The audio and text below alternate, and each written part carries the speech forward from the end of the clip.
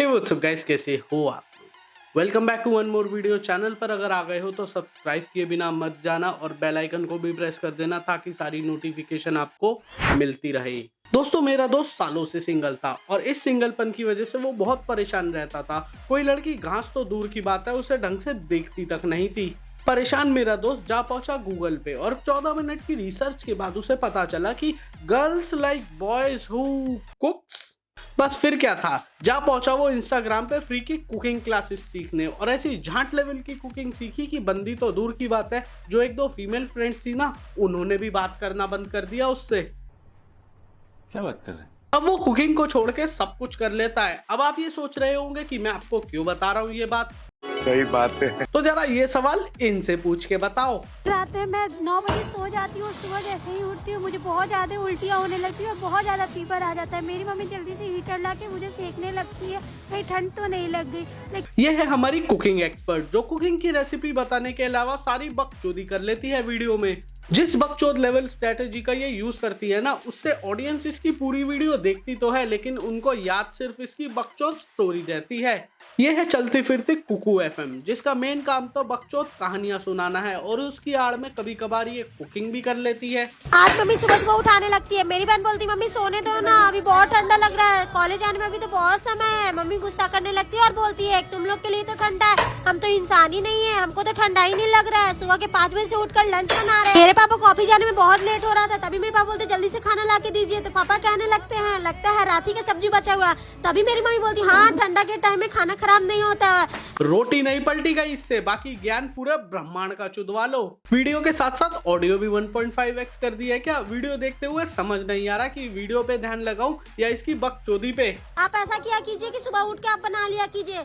तभी मेरी मम्मी बोलने लगती अब तो और आसान हो गया है, तुम लोग को कम्बल में छुप के मोबाइल चलाया करते हो। भी अचानक कोई गेट बजाने लगता है काफी जोर से, हम लोग जाकर देखते हैं तब पता चलता है मेरे दोस्त लोग आए हुए हैं। वो लोग बोलने लगते हैं काफी जोर से भूख लगी है, कुछ बना दो। तो मैं सोच में पड़ जाती हूँ क्या बनाऊँ, तो मैं जल्दी से जाके एग रोल बनाने लगती हूँ और कॉलेज जाने के लिए तैयार हो जाती हूँ। तभी मम्मी बोलती है तुम फैशन कम किया करो, ठंडा मारेगा ना तो बंदर वाला टोपी पहनकर सुर करोगी, आने जाने वाले ठंडा में बच के रहा करो। मेरे दोस्त लोग एग रोल खा के बोलते ये तो बहुत टेस्टी है। ये कैसा एग रोल बना दिया जिसको खाने के बाद खुद ही कांपे जा रही है? इसकी मम्मी ने क्या कहा इसको मुझे नहीं पता, क्योंकि मेरा दिमाग तो अभी तक यही नहीं समझ पा रहा ये बना क्या रही थी और ये बोल क्या रही थी। यार मैं तो हॉस्टल में रहती हूँ, लेकिन आज मेरी मम्मी कॉल करके मुझे बताया क्या बोलती है, बोलती है कि लड़का पटा लो। यार मैं लड़का कहाँ से पटा लूँ? मम्मी बोलती है कितना आजादी तुम्हें दी है, तुम कोई तो लड़का पटा लो, अब तो शादी कर लो।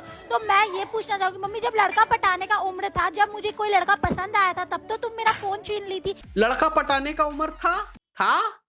कितना बड़ा समझ रही है ये अपने आप को। अगर आज भी ये सरकारी अस्पताल में चली जाए तो वहां बिना कोई सवाल किए इसे पोलियो का डोज पिला दे। और मैं नहीं मानता कि इसकी मम्मी ने कहा होगा कोई लड़का पटा लो। ये बकचोदी इसने हॉस्टल में ही सीखी है। गेट लगा दी थी, स्कूल से निकलवा दी थी, कोचिंग से निकलवा दी थी, और आज तुम बोल रही हो लड़का पटा लो। मैं लड़का कहाँ से पटा लूं यार? लड़का कहाँ मिल रहा है? आजकल के लड़के इतने ज्यादा एटीट्यूड रखते हैं यार। जब मुझे एक लड़के पे क्रश आया था तो तुम मुझे स्कूल से जाना बंद कर दी, तो मेरे पैर तोड़ के मुझे बिछौने पे लेटा दी थी। मुझे किसी लड़के में इंटरेस्ट नहीं। मेरी एक ऐसी एज आ गई कि मेरी लाइफ तो खुद मुझे बोझ लग रही है। मैं ना कैटरीना कैफ हूँ, ना मुझे कोई विकी कौशल मिलने वाला है। जिंदगी अलग ही सदमे में चल रही है इसकी, और इसी जिंदगी का बोझ ढोते ढोते दीदी ने बकचोद कुकिंग क्लासेस स्टार्ट कर दी ताकि इनकी वीडियो कोई और देखे तो उसको खुद की जिंदगी बोझ लगने लगे। और मुझे ये पूछना था कि वो टांग तोड़ने वाला ऑप्शन अभी भी देती है क्या आंटी? कल रात में मेरे पापा बहुत ज्यादा लेट कर देते ऑफिस से आने में, हम लोग बहुत ज्यादा परेशान हो जाते। मेरे पापा भी कहाँ है? रात के 10 बज गए, अभी तक नहीं आए घर पर। मेरी मम्मी बहुत ज्यादा रोने लगती है, तभी पता चलता है कि मेरे पापा किसी औरत के साथ थे। ये डायलॉग कम पड़ गए तो ये घर के सारे राज खोलने लग गई। पापा ने ये वीडियो देख ली ना तो सबसे पहले इंस्टाग्राम उड़ाएंगे और उसके बाद 2 गालियां खुद को देंगे ऐसी औलाद पैदा करने पे। बात मेरी मम्मी को पता चल जाता और मेरी मम्मी जैसे ही पापा घर पर आते बहुत ज्यादा लड़ने लगती है। तभी सारे मोहल्ले वाले घर आ जाते और वो पूछने लगते इतना लड़ाई क्यों हो रहा है। तभी मेरी मम्मी चिल्ला चिल्ला के बता, हम लोग मोहल्ले वालों पे कोई काम धंधा नहीं है जो पंचायती करने घर पे आ गए। इसके मोहल्ले वाले मुझे इसी की तरह लगते हैं। इनका कब से इंतजार कर रहे थे और ये इनका पता ही नहीं था कहाँ थे, और अभी अब पता चल रहा है कि ये किसी औरत के साथ थे और टंगरी खा के आ रहे। ये बात सुनकर मेरी मम्मी बेहोश हो जाती है। 1 मिनट रुको, 1 मिनट। आंटी इसलिए बेहोश हो गई क्योंकि इसके पापा किसी और औरत के साथ थे, या इसलिए बेहोश हुई क्योंकि वो बाहर से तंगड़ी खा कर आए थे? क्या बकचोदी है ये। अभी अचानक हम लोग अस्पताल ले जाते हैं, वहाँ पे जाकर पता चलता है कि इनको 2 दिनों तक अस्पताल में भर्ती रखना पड़ा। डॉक्टर अंकल कहने लगते हैं जल्दी से जाकर मूली के पराठे बना के लाओ, तो हम मूली के पराठे बनाने लगते हैं। मेरी मम्मी जैसे ही मूली के पराठे खाती है वो बोलने लगती है बहुत ज्यादा टेस्टी, 1 प्लेट और दे दो। कौन से डॉक्टर के पास पहुंच गई जो मूली के पराठे बनाने को कह रहा है, और मम्मी ने मूली के पराठे खाए और सब भूल गई, सब। और भैंचो दोस्त पापा का क्या हुआ, उस आंटी का क्या हुआ, शायद सेकंड पार्ट में बताएगी। मेरी मम्मी सुबह उठ कर मॉर्निंग वॉक में चली जाती है, वहाँ से वापस लौटने में पता चलता है कि वो किसी लड़के से मिल रही थी। ये मेरे पापा ने देख लिया था, तभी मेरे पापा बहुत ज्यादा गुस्सा करने लगते और वो पूछने लगते कौन था वो शख्स। मेरी मम्मी बहुत ज्यादा डर जाती है और वो बोलती है कि वो मेरे बचपन का दोस्त था, वो हमारे साथ ही पढ़ा करता था, हम दोनों एक दूसरे को बहुत पसंद किया करते थे। लेकिन लो मम्मी को भी बदनाम कर दिया। बेटी तू थोड़ी सी, हाँ वही जो तुम समझ रहे हो, खाना 1%, बकचोदी 200%। और इसके घर वालों से मैं एक ही चीज कहना चाहूंगा, जरा अपनी लड़की की तरफ ध्यान दे लो, तुम्हारे परिवार की पोले खुल रही है अलग अलग सब्जी बनाते बनाते। एक बार मेरे छोटे बेटे के दांत में बहुत ही ज्यादा तेज दर्द हो रहा था, तो उसने क्या किया, अपने दांत पर धागा लपेटा और खिड़की के कुंडे में अटकाया और यूं ही खेलने लगा। उसे पता नहीं था कि इस तरीके से दांत टूट जाता है। खेलते खेलते धागा खिंच गया और उसका दांत टूट गया, टूट कर नीचे गिर गया। रोता हुआ मेरे पास आया। मैं और मेरी बेटी उसकी ऐसी हरकत को देखकर बहुत ज्यादा हंसने लगी। अब मेरी बेटी को तो उसके साथ मजाक करने का, उसे चिढ़ाने का मौका मिल गया। वह उससे कहने लगी, अपना दांत जल्दी से ढूंढ लो, नहीं तो तुम्हारा दांत कभी भी आएगा नहीं, पैदा ही नहीं होगा। तुम्हें अपने दांत को बीज की तरह बोना पड़ेगा, उसका पेड़ अच्छा सा बनेगा, तभी तुम्हारा दांत। बच्चे तो अकल के कच्चे होते, उसे ये बात बिल्कुल सच्ची। शायद तुम लोगों ने गौर नहीं किया, लेकिन आंटी बातों बातों में आइसक्रीम में चीनी डालना भूल गई, फीकी फीकी लगेगी। ऐसा कैसे चलेगा? आपकी इस हरकत पे तो कैडबरी वालों को मानहानि का केस कर देना चाहिए जल्द से जल्द। और दूसरी बात, इतना मीठा खिलाओगी तो सारे दांत टूट जाएंगे उस लड़के के।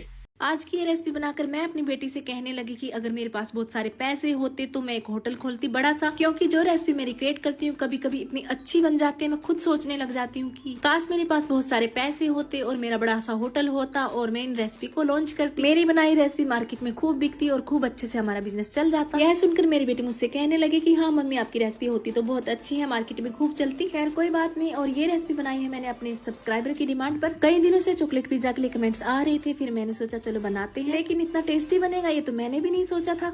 अच्छा है ना, पैसे नहीं है और होटल नहीं खोला, क्योंकि होटल में अगर कोई ये डिश खा लेता ना तो पहले दिन ही आग लगा देता होटल में। इतनी चॉकलेट खाने के बाद तो कोई चॉकलेट ही हगेगा ना। और आंटी वो जो कमेंट सेक्शन में रिक्वेस्ट आती है ना खाना बनाने की, वो सिर्फ ऐसे ही मजे लेते हैं, सीरियस मत लिया करो उन्हें। अभी 2 दिन हो गया मेरे घर में मेरे बेटे का फ्रेंड आया है कश्मीर से। वैसे तो इन दोनों ने कभी एक दूसरे को देखा नहीं था, बस उनकी ऑनलाइन ही बातचीत होती। तो मेरे बेटे ने उसे घर पर यानी कि दिल्ली में उसे बुला लिया। उसकी मम्मी भेजते हुए बड़ा ही घबरा रही थी। फिर मैंने भी उनसे कॉल पर बात की और बताया कि घबराने की कोई बात नहीं है, हमारे यूट्यूब चैनल भी आप जाकर देख सकते हैं। फिर उसकी मम्मी कहने लगी कि हाँ वो तो मैंने देखा है, फिर भी मेरे बच्चे का ख्याल रखना, डर लग रहा है। एक सेकंड, ये यूट्यूब चैनल का किसी के घर में रहने से क्या लेना देना है? आंटी दिमाग में शुगर हिट कर गई है क्या? और वो इसलिए डर रही है क्योंकि उन्होंने इनका यूट्यूब चैनल देखा है, इनकी बनाई रेसिपीज देखी है, इसलिए चिंता हो रही है अपने लौंडे की उन्हें।